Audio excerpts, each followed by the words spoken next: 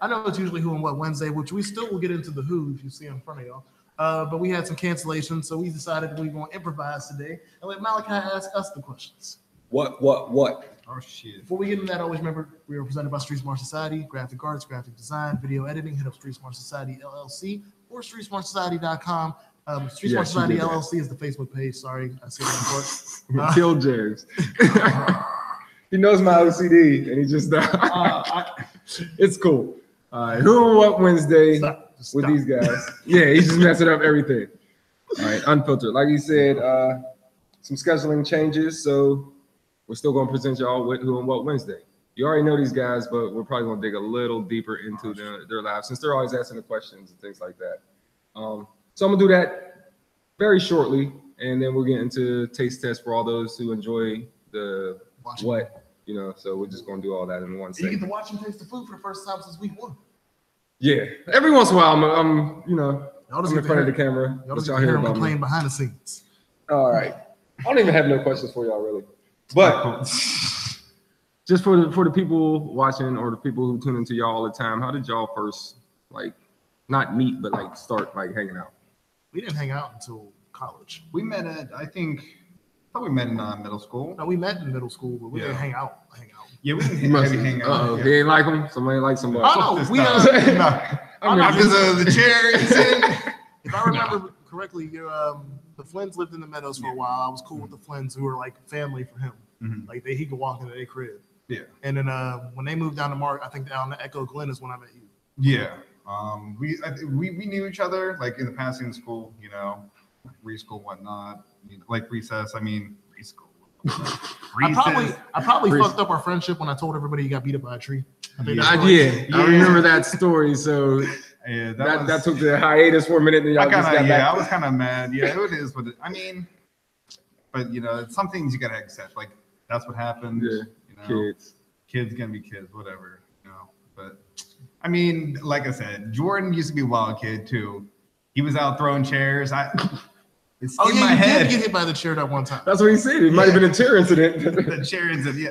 It's he threw it and just the top of the back skimmed my head. I was like, I had my binder. I'm oh shit, this is getting lit. And it was that Coolers class. That was middle school social studies. Megas? Yeah.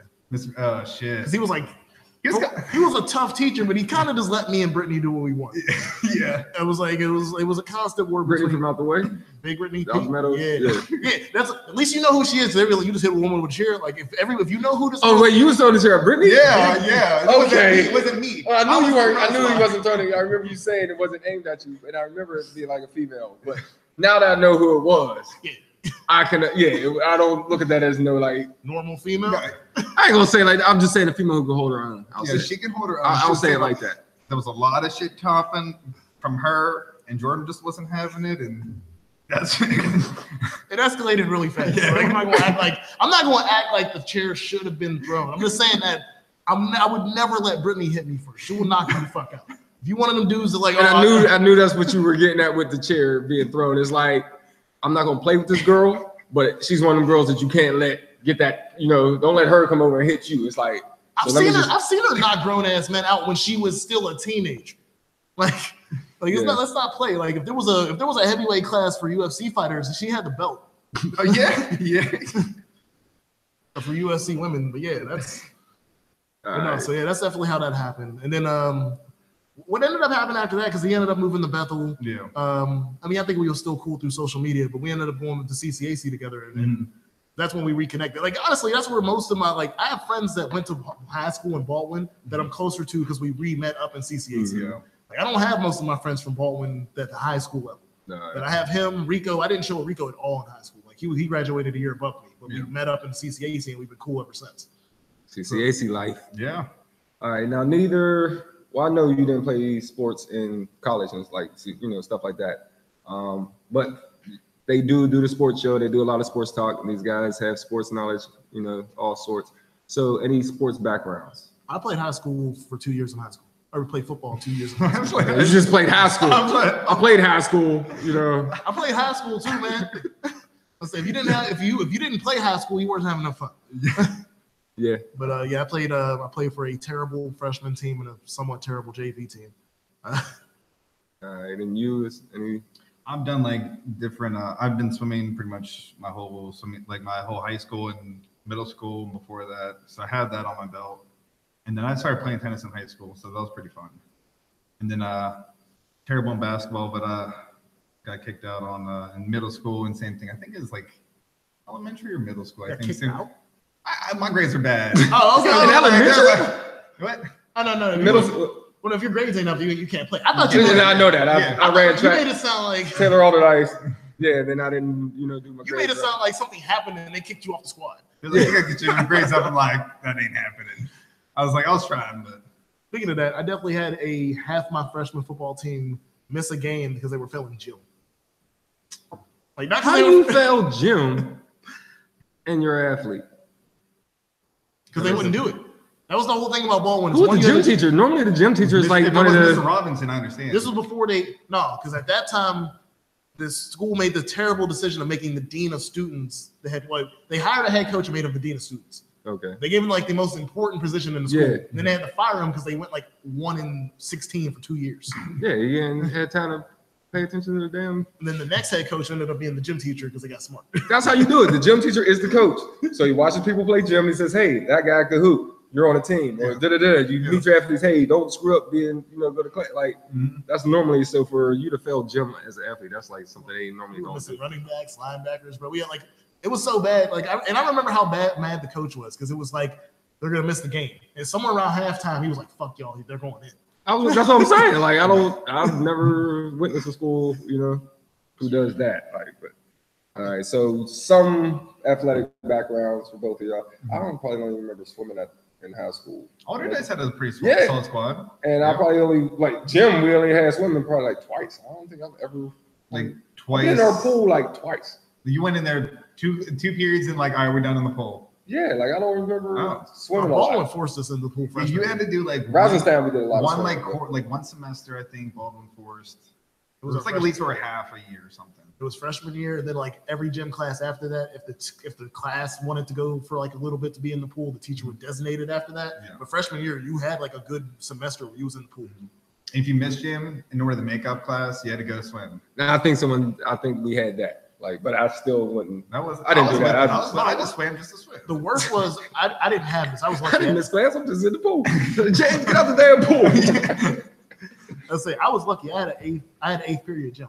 Yeah. For anybody who had first period gym, I didn't know what you did because half the niggas didn't want to shower because they didn't feel comfortable showering. Mm-hmm. And if you didn't feel comfortable showering, you smell like fucking chlorine the rest of it. Then you're not woke yet. Yeah. Depending on the temperature, if you're coming in from winter, you get to school, you don't want to go to gym, And then that second thing, even if you shower and stuff, now you got the sweats all day, because it's so first period gym is horrible. I don't even think. I swear throughout my high school career was always last end of the mine was 7 or 8 all the time. After lunch, I don't really think I had a pre-lunch gym once. That sucked too.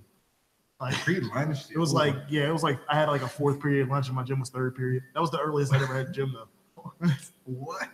Yeah, that still sucks. I don't want to jump right after lunch either. No. I'm definitely not doing nothing then. Laps, the hell with that. I'll just ate 2 pizzas or whatever. All right. So since we're in school and we just staying in the past a little bit, I'll start with you this time. First job. Since we're in radio now and none of us had a radio background or probably ever want to really do this. So I guess it was the underground sandwich factory. Yeah, I was making sandwich Jimmy Dean sandwiches, the frozen ones. Okay. Jordan was there too. Why did you call it the underground? It was but the thing is we went in, we packed 15 deep in this van. Okay. Now I do know I know the backstory of the place they're talking about. We would go down. That was your first job? Yeah.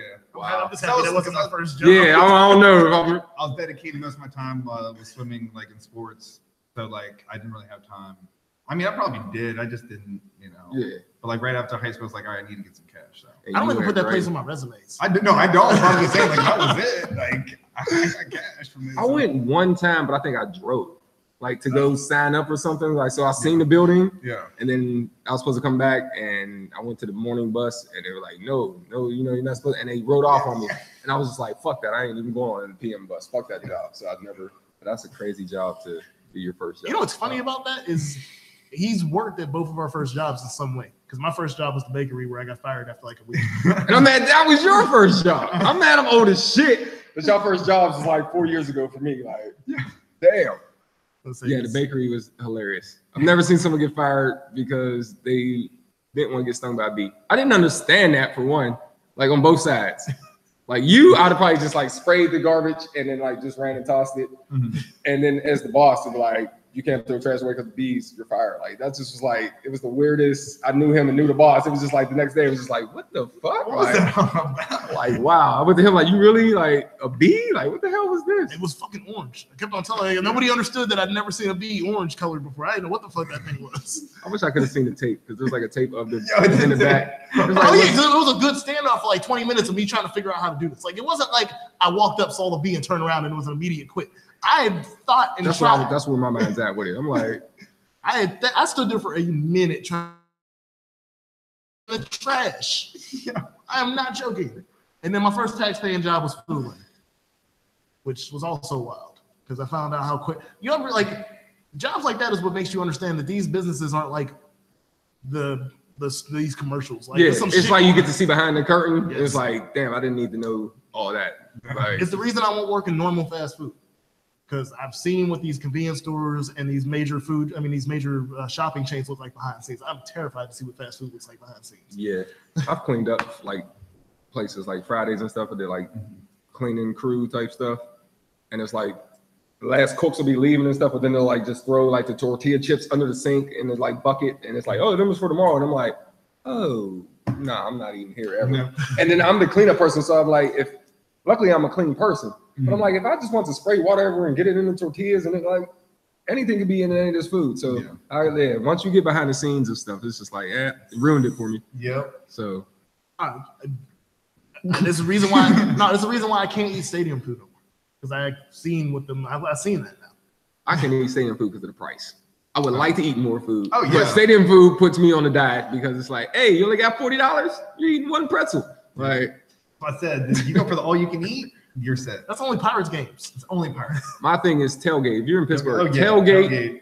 Get next to the guy with the Jeep, whatever, the one's playing cornhole. Mm-hmm. You can have beers and eat all the food you want. I'm saying bring something too. Don't just be moose. Yeah. But yeah, that's the greatest tailgate for the purposes of drinking and smoking and eating, and then go into the game and relax and recover. Don't get too wasted that they deny you entry. Yeah, get in. Yeah, like. Yeah. Hold it together. Hold it. Just get in. Get to your seat, and then just start saying that wild shit. All right, then. All right. Another question. You guys again do the sports show with the boy Brick Flair. Shout out to Brick Flair. Any sport that is like you would say is your go-to sport, like favorite sport or sport you know the most, have the most knowledge of. I mean, y'all pretty much all freestyle on these sports, but it's just like. To not say football, I do have a very big background in NASCAR. Like I do have like knowledge of NASCAR history and stuff.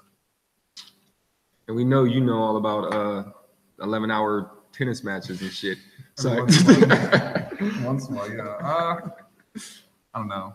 I would say a little bit of tennis, but I mean, I do like the Olympics. I like to see the Olympics. I mean, that's always something to compete, but that's every 2 years. So. You get winter and then you get summer. I already say you get Olympics every 2 years. Yeah, I already say you're not seeing the gymnastics every 2 years. What station are you watching? I mean, it's cool to see other sports. I mean, I don't watch too much heavy. I need to start getting up my game, watching. But, I do have my squads, so. We're not going to get into that. I like the whole NFL except the Browns. Hope one of my teams makes it to the Super Bowl. Yeah. All right. More sports. This is just something I read up. During y'all last segment. So just wanted to get y'all to chime in on some of these things. All right. So NBA talk. Of the 10 worst teams, which do you see having the brightest future for next year, next 3 years? And I can give you the rundown or if you want them. All right. We'll just go 1 through 10 of the worst teams. I have the records too if y'all need them. Lakers, Bulls, Mavs, Suns, Magic, Knicks, Grizzlies, Hawks, Nets, Kings, and they put the Hornets on here too as 11th. So of those teams who all are under 24 wins, right now still, the halfway point, but still. Of those teams who you see bouncing back. Right now, I think I could see Lakers bouncing back this year. Do you think after the All-Star break, at least over? I can see them being over at 500. I can see them being better than.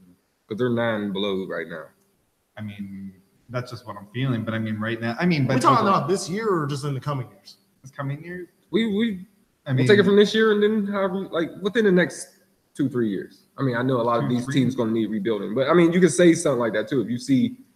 Like I said, this is only the first half. I'm gonna have to roll with my squad. I almost picked Brooklyn because I do think Brooklyn has a verging squad coming, but I think the Lakers have the quickest turnaround right now, and because they're out here going for this free agent boom with like Paul George and LeBron, which I don't think is gonna happen. No, I don't see him getting. I think they'll get Paul George just because he wants to go home, but I don't think they're getting LeBron. How about the next few years? I think they'll be good. It's the Lakers. I don't expect the Lakers to go to the Knicks route. Yes, that's where like. They can. I mean, they're one of those talkative cities that were, All right, so y'all both say the Lakers could turn this around. I mean, of these teams, like we're not putting them. Like I said, I think very highly of what the Nets are doing right now, but the Lakers were the one that's making moves that we see. All right. And other basketball news. I've seen that the Rockets signed Joe Johnson. I don't know. ISO Joe? Yeah, I don't know too much more info about that. Just any thoughts on the fit? Joe Johnson was the highest paid player in the NBA like 5 years ago, so I still think he got something. That's a pretty big deal, yeah. And that team's already pretty hot as it is. Chris Paul, Trevor Ariza, James Harden. So he'll be going there like the new Paul Pierce, like he's that. Oh, he's the clutch guy. He's a game winner. Yeah, he go hit the clutch shot. He may have a couple in the game. You're not expecting him to do a whole lot, but just like that last. He was doing that with Utah last year. People forget in the playoffs, like Gordon Dragic was, or Hayward was good, but Joe Johnson was one hitting the last minute shots. He's always that person you don't know what team he's on until you see it. Like you forget that he gets traded, and then when he comes on the court, you're like, oh, they about to win. They got damn Joe Johnson. I didn't even know he was on that team, but he gonna win this one. Like I don't think I've known where he was since he left Brooklyn because he went from the Hawks to Brooklyn and then he just disappeared. And the Hawks was the last time because I used to play. What was that? 2K over Sean's. Okay. And I would play with the Hawks. So him, T. That's the only way I knew about any of them players. And I used to beat on Sean. You know that. Shout out to the boy Sinatra. But okay. So and then other. I guess we'll say return news. NFL news, Johnny Manziel to return to football spring league late March. I know he was pushing to go for the. Your eyebrows are looking like. That was because of his reaction. The XFL, but he can't get in because he has priors. I did hear that he came out and said that he admits that he has bipolar and that he's been working on it. So I do respect that. And if he's really working on it and getting his mental health like that he needs, I wouldn't be mad if he got a shot. I always thought that he was undersized. Especially when he got drafted to the Browns. If he went somewhere else, I'd have been cool. I thought he was going to die. Yeah. I think it was like Ray Lewis's last year. There were still a bunch of hitters on the Ravens and the Steelers. Burfitt's still on the Cincinnati Bengals. I thought he was going to die. I mean, him go like chaperone behind like Drew Brees for a while, learn how to be a short guy to throw. Like you need somewhere that he can do that and not just put into demanding you win right off top. Like that was a bad career move. So that was the football issue, but he still had all the wildness he was doing with the drinking and the partying too hard. Pay me, show me the money and all that. I mean, if he talks to Brandon Marshall, like maybe talk about how he copes with it. That'd be something. I would definitely like to see Johnny Manziel. I don't have no personal issue with Johnny Manziel. No. I never did. It's not like it was just the fact that I was like, bro, you just. He played for the Browns.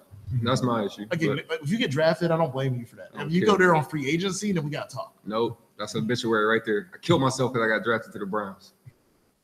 That's next question. Yo. I don't have no more questions. I had a question about Rakim, but it was a long. All right. Hip hop, legendary, one of the forefathers, I guess, if you would put on that Mount Rushmore. Rakim took to Twitter on Tuesday, and I wouldn't call it a rant. I don't put people in this position like in saying they're ranting. I think they have an actual point. Yeah, when you're coming from someone who's put in the work to make this, like this is your thing. So put credit behind what you say. But he said, you are now witnessing what's that? The devolution. I don't know how you break, of rap music. The death of poetry and smoothness. The absence of a message, the inability to create meaningful change through words and verses. But the worst is they don't even know that they hurt this artful purpose is tragic. But that's Rakim's words about, like, I won't just say mumble rap. Everybody says mumble rap. I'll just say today's rap. No, like I said, not everybody's mumbling. I don't like 21 Savage, but I don't consider him a mumble rapper. No. I agree. See, this is what gets me, is he's speaking on what's popular rap. Yeah. What we're focusing on. Like I said, I've been spending the last week bumping the Black Panther album, which has not just Kendrick, it got Ab-Soul, it has tons of actual rappers on the album for the biggest movie of the year for us. So I see what he's talking about, because I've seen the XXL freshman list, which is just trash. Except for one person. There's like two, but I know who you're talking about. I don't even know who's on it this year. I don't even. But yeah, I'm over the rainbow colored dreads and all this. Like, no, he's right. Like, these songs are trash. They're like 2 minutes long. Like, this is what the listeners want, and that's like, I don't know why. Like, how you all letting this, like, we just letting this slide though. We all letting, like, hey, like, we're all saying this is good music, but it's like whenever there's someone like lyrically, I don't think everybody's saying it's good music. I think we just accept it now. I think we fight it less. Before it was just like, man, that's garbage, man. Don't play that shit, man. How the hell you listening to that? Like, now it's more like just like, yeah, you fuck with it, man. You know, you.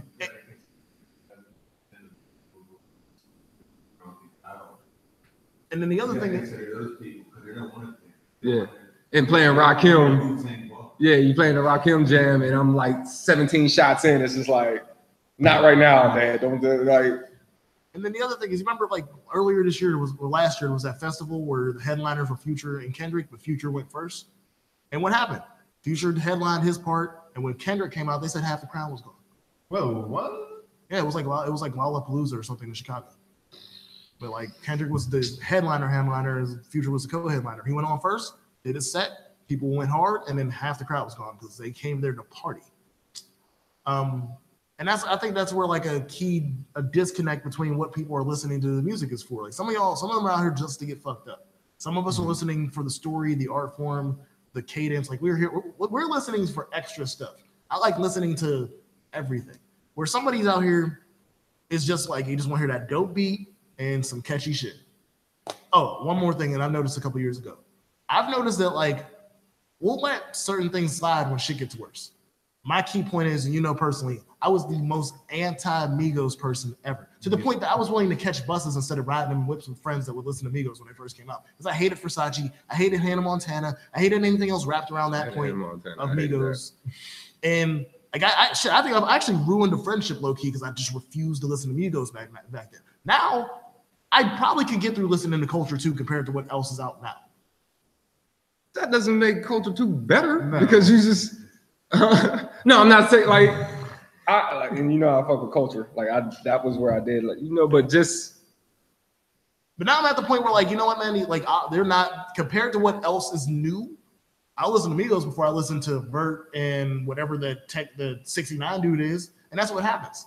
Before it was, I don't really rock with 2 Chainz. The Migos came out. Oh, I'll listen to 2 Chainz. Yeah. Now it's like, well, now we got these trash. So instead of making better music, there's like, let's give you somebody worse, so therefore you accept the person you already got. I think that's the biggest issue. It's like, oh, my hands broke. It's like they kick you in the shin. Like, well, now my shin hurts. Oh, your hand don't feel that bad now. Good. Like, yeah, I'm all right. That's really where I am. You're not helping anything. You're just making more problems. Like, this doesn't help, but I feel like that's where the issue is. It's like, because remember, Migos' first album flopped and they got dropped from their label. And now they had the comeback, but everything else around them is like terrible. Yeah, and then think about it. Well, think about the shit we let slide, like the Young Thug stuff. Like, when Young Thug first came out, we were not about what Young Thug was doing. Now it's just like, well, he wears a dress and we're listening to his music. I'm not, but I haven't heard anything new in it. So. But like, that's what I'm saying though. Like, we're letting shit slide when shit gets worse. Yeah. So I mean, yeah, I just wanted to definitely touch upon that. I agree. Like, the main point in here that I got is when it was like the death of poetry and smoothness. Like, poetry's gone. Yeah. Poetry in this is gone. Like I said, unless you're listening to the J. Cole's, the Kendricks, the Chris Rivers of the world. Like I'm like that Chris Rivers is deeper, but like you gotta listen to these dudes, Joel Ortiz, them type of dudes. But those aren't the ones that are getting the blow or pop. Shit, Kendrick had to make a radio sounding track with Humble to get that love. Because he wasn't getting the same love with The Pimp a Butterfly.